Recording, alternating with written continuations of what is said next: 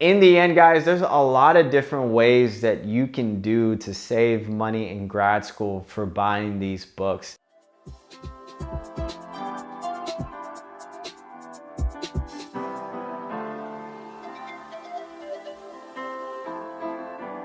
What's up, fam? Welcome back to the channel. My name is Phil Sarpon. This is Phil's Guide to PsyD. This channel is dedicated to all things psychology, wellness, and graduate school. Today, I'm going to be answering the question of how to save money when buying books and purchasing books for graduate school. As you guys know, graduate school is no joke when it comes to paying off those student loans and how expensive it can be, especially for PsyD programs. And so I want to look at 5 different ways that you guys can go into, can check out for yourself and see how you can actually save money on those books. Okay, so the first thing, which I think is really straightforward, is to actually ask some of the upper years about some of the books that they have already purchased. Now, honestly, this is such a great idea because there probably will be second years and third years and fourth years that are looking to get rid of books. Maybe they themselves have tried to sell their books online and they haven't had any luck.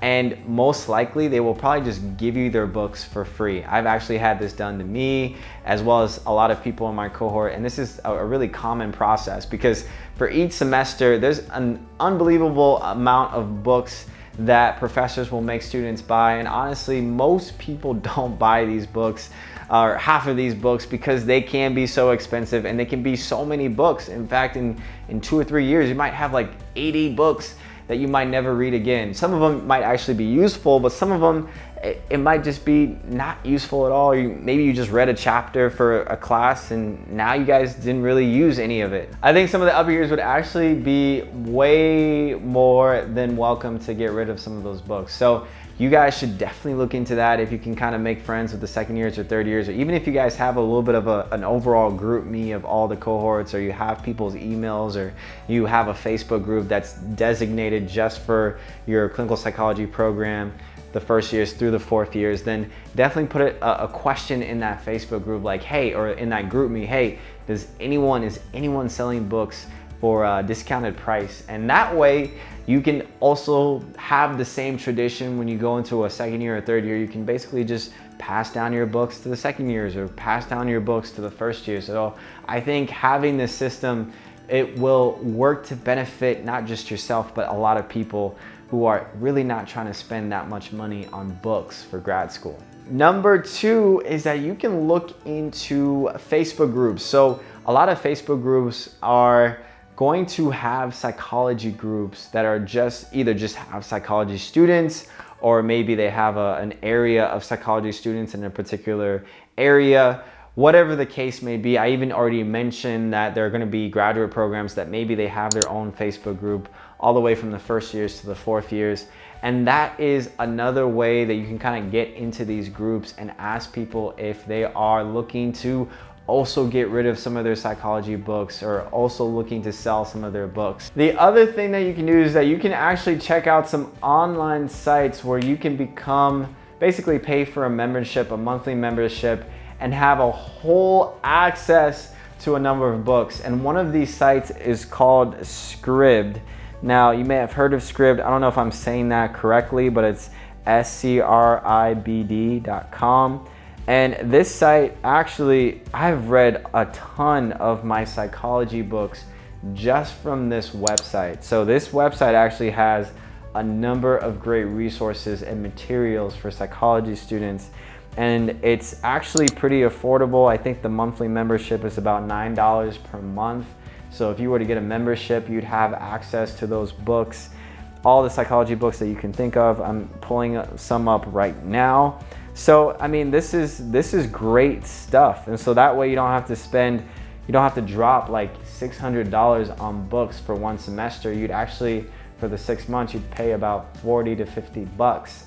So that's pretty nice. And I think you can pause the membership at any time. You can cancel the membership at any time. That way you can also, what I like about buying online or books, or even just having online access to things like this, is that it makes it a lot easier to find different words. And so, for example, if you have an online text and you're going through a take-home exam, or you're trying to write notes for a class or something like that, it's really easy to use the search box, type in a word, and then it'll take you to that chapter.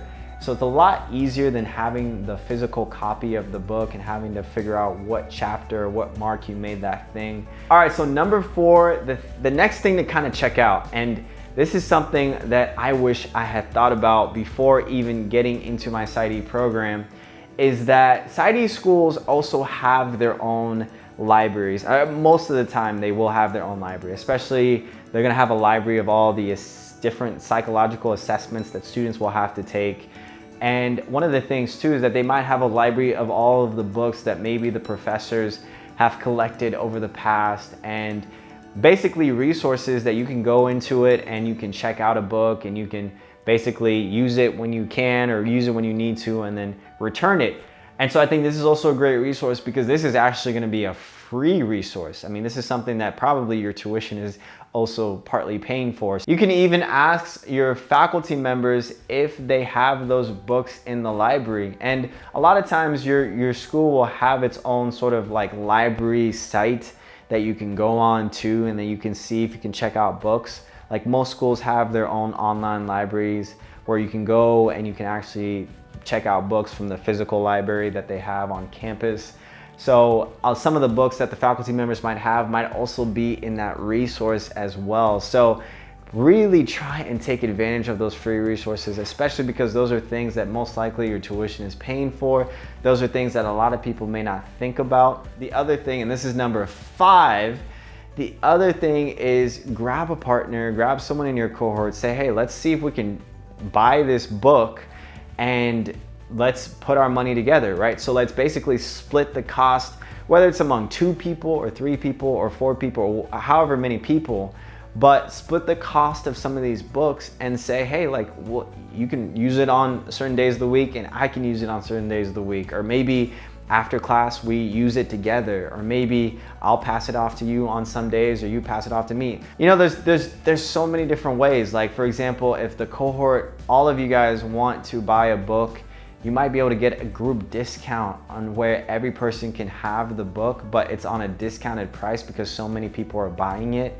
There's times where if you know that you're gonna be living with someone that's also in the same program as you, shoot, maybe you guys just buy the book together, and since you guys live in the same apartment or in the same space, you can easily share the book amongst you guys. In the end, guys, there's a lot of different ways that you can do to save money in grad school for buying these books.